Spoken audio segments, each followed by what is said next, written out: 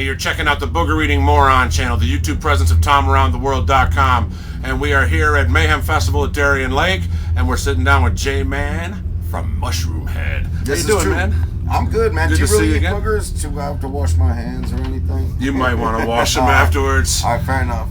Now, the new CD is titled The Righteous and the Butterfly. It came out in May. How's the response been for this release? It's been phenomenal. It actually exceeded our wildest expectations. I mean, it was a top 20 record on Billboard's top 200, and it's like for an underground metal band like us that's been around as long as we have, we didn't expect that. It's the highest charting record we had, so... Awesome, man. Yeah, it did awesome. Yeah, it was like number 1 hard rock, number 5 rock, number 1 independent, and it was like, really? Okay. Now, it's like a fine wine, I guess. how was the creative process this time, especially after reuniting with the band after your short leave there? In a weird way, I don't want to say it was effortless because we worked our ass off on it, but at the same time, it was a pleasure to be a part of because I really feel like we had something to say, and there was a focus amongst the band to get back to the roots of the band, pay tribute to some fallen members of the band, and also just, connect, especially first time with 3 singers. Really anxious to work with Waylon for the first time. Obviously, I have a history with Jeff, and Jeff and mine's relationship has been better now than it ever was over 2 decades. And Waylon and I get along great, and none of it's forced. It's all by choice. It's all to serve the song, and it's all to create, the best product we could. Okay, now, have you read any of the reviews of this release, and what's your reaction or response to them? Actually, I haven't seen that many reviews of it. Hopefully they're positive, but I really don't know. Okay. I think it's important to stay a little disconnected from that as far as opinions, because everyone's got an opinion, and just because someone's got a website doesn't make their opinion more valid than the other people that bought the record and put it at number 20. So. Right. I mean, everybody's got opinions are like assholes. Everyone's got one, and some stink. Yeah, that's true. Yeah, and now everyone's got a voice, via the internet. Oh yeah, and nobody usually has a very nice voice on there. Yeah. And really poor spelling and stuff. Oh, I can't. It drives me crazy. It's like, I guess on the internet there are no editors. Now, I know you guys in the past have had issues back and forth with Slipknot and everything. But see, that's not even true. That's what the media will tell you, but it's really not true. That was all like a prefabricated media fucking conspiracy to sell a newspaper. It's like, if the Examiner or the Star writes a story, it's like, well, it's all salacious. It's very rarely based in fact. I mean, I've had nothing but respect from Slipknot ever since the first time I heard their band in 1999, I think it was. Right. And everything they've accomplished, I think, is phenomenal. I've had the pleasure to meet 2 or 3 of the guys, and they've been great guys, and we've actually laughed about this exact same stuff. So It just shows you, like, how the power of the press really, really can fucking alter people's views. Well, it leads me to my question here. Corey Taylor from Slipknot, he's been quoted, he wants to put together a tour with Mushroomhead in the future. I think he had mentioned Guar and somebody else on that. And Mudvayne, yeah. I'd love to play with that. We've played with Mudvayne before, and that was great, We're definitely all for it, and I think it's really big of Corey to actually even say something like that, because obviously he has nothing to gain from having us open for his band. His band is going to sell out wherever they play anyway. And the fact that he's willing to take on bands, squash rumors, with the fact that he's that big of a man, I think speaks volumes about his character. Awesome. What artists would you like to tour with if given the opportunity to do Faith so? No More. Hands down. They're doing like reunion shows, and I heard they're starting to actually write new material for the first time in like 17 years. Yeah, I heard that. We're all excited about that. They're obviously a big influence on this band and a huge influence on me, so I would absolutely love to play with them. Cool. Now, while not on tour, what do you like to do in your downtime, if you have any? Oh man, I've got really nerdy hobbies, man. Like, I'm a collector of things. Like, I collect records. I'm into like old vintage vinyl. I'm really into that, and I'm into like vintage 70s toys. So like, we were in we were in Las Vegas, and I got like a vintage Evel Knievel, when you crank them up. I had one of those as a kid. I got it in the box, man, and it made my whole tour. It was like, it's great to play in front of 10,000 people, but I'm really kind of more excited about the Evel Knievel toy I just got. I hunt mushrooms, wild mushrooms. Okay. So I know all about nerdy hobbies. You gotta have a hobby, man, It keeps you young. Right. Now, what are some of the bands you're currently listening to? Wow. My biggest band I'm listening to right now is probably Clutch. I'm a huge Clutch fan. They just played in Syracuse. I think that, you know, they bring me back to like the 70s as far as a great American rock band like Bachman Turner Overdrive or something. So Clutch is great. The more extreme stuff, I'm really into like Pig Destroyer. Carcass is reunited, which is obviously makes the metal world better. A little bit of everything, honestly. Cool.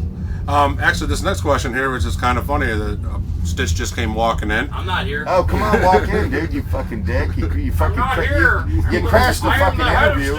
He met Mickey Mouse interview? today, so he's at. You met Mickey Mouse today? No, he went to we got here, he was like a little kid. He was like, I want to go fucking ride the roller coasters. Oh, yeah, I'm going there so right now. I was going nice. to chime in that the new Dillinger record's sick, too. The new Dillinger's I don't know how new it is anymore, but that's some of the, not much stuff comes out that I give a fuck. This next question here is actually about the masks. Okay. I mean, back in the day, you just wore the face paint, and now everybody's masks have changed. Stitch still has the wires and stuff coming out the top, which is really cool, but the masks are, like, absolutely twisted now. What led to that? A lot of that had to do with, actually, we found a kid, believe it or not, in Cleveland, Ohio, named Jason Kisner, and he's absolutely phenomenal.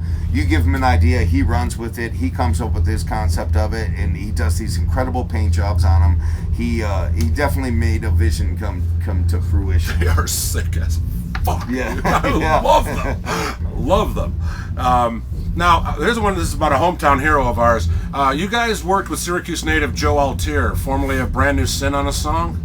How did that come about? Do you know about that? Because I don't know Joe Altier. Yeah. Okay, well then come and talk about Kind it. of I can't. I'll talk off camera. As far as, what was the question again? As far as how working with happened, or? Joe Altier from Brand New Sin. How did that come about? I've met What him was before, but I don't know what was it like working with him. It was during the time frame where Jay wasn't with us at that time, but he basically, Brand New Sin went on tour with us, and they were just a good band. He's a good dude. Joe's a great guy. Joe's a great guy. Incredible voice. And Skinny's very big on, if you make friends and you're a singer, put it on the fucking record, you know. And I think it was on tour. He was, they demoed some stuff, and Skinny just loved his voice. He's like, hey, come sing, and I think he stayed studio for a couple days. And he's got a new band now, Elephant Mountain, that's really amazing. Right on. Some of the guys from Brand New Sin are in it with him, Slider and those Cool. guys. Cool. Yeah, every album usually has, whether it's a known band or a no-name band, we don't really care. It's like, if you got a good voice, just come You sing should on check out the lead singer of Born Again Savages from Syracuse. He's awesome. Right on. Shameless. Is that a little plug right there? Yeah. Big moron over here. Now you have a side project, 216. Are you going to be doing any other stuff with that in the future? Or? That's definitely on hold. We haven't done anything with that in a while. We played, I think our last show was probably about 4 or 5 years ago. Right, so. I just wonder if anything with a chance that we might be doing something with it there's later. other side stuff in the work. Rick's still working on Ventana. I mean, Stitch is still working on Ventana. I got a band called Pitch Black Forecast. Skinny and I've got a band called 10,000 Cadillacs. That's the closest thing to actually being released. That'll probably come out in October or November or something. cool. Like that. I think once this, the focus of the Mushroomhead's down, all the side projects will release their new stuff. Yeah. Now, when you guys are finished up with the Mayhem tour here and stuff, what are your plans for the rest of the summer? Well, I think we could actually officially say officially this, say but one, we're going to record a new video for a song called Out of My Mind off the record. It's one getting a lot of play on the radio, so the radio kind of dictated what we film next, and so we're going to give them a video, and then the entire month of October we're going to be on tour, and it's going to be like a metal meets rap kind of tour, and it's Insane Cloud Posse, Mushroomhead, 3-6 Mafia, and Avatar, I think, is what's confirmed, yeah. So That'll that's be how we sick. spend our kind of Halloween season, which kind of fits. Nice. So we'll see how it goes. Cool. Now, in your opinion, in this digital age, do you think it's worth it to keep releasing physical copies of CDs, or do you think people should just go fully digital? Well, I think CDs are starting to disappear. I think it's important to have a physical product, though, and it's good to see vinyl still being alive. Yeah, one of the record companies just said they started doing that for 15 years. They're releasing vinyl again, and it's actually outselling CDs. It really is, and I think a lot of it has to do with collectability and just someone wanting to have a physical product. It's like a CD. I think a CD became worthless the minute you could make them in your basement. As soon as you could buy a 50 stack of blank CDs and burn all your mixtapes and whatever, or someone else's record, then it devalued CDs instantly. and the fact that people don't have a vinyl lathe at home and can't fucking actually press vinyl. Right. When they prevent that, I might just fucking put a bullet in my fucking head, because something's got to keep real music alive. Cool. Now, I know you guys got stuff to do here, and I think you got somebody else waiting for an interview too, right? It's possible. Any parting words of wisdom or anything you want to say to the fans before we sign off? Yeah, don't let your dad pick your name on the internet anymore, man. I don't know if booger eating dude is the best thing for you. Aside from that, we just want to thank you for your time and listening to our band. You know, fucking Mushroomhead, check it out. It's alive and well. All right. And you've got a fucking Integrity shirt on. It just That's the only shirt he owns. I just fucking realized it's that, an dude. inside That's joke crazy. it's an inside joke on the site right, because props. every single picture of him is in that damn Integrity shirt. Fair enough. And then he went and got. He calls me. He goes like, "I got a new shirt." Listen to Cleveland hardcore. That's my because Cleveland rocks. And he told me he got a new shirt, and he shows up in my house, and it's a short sleeve version of the same fucking shirt.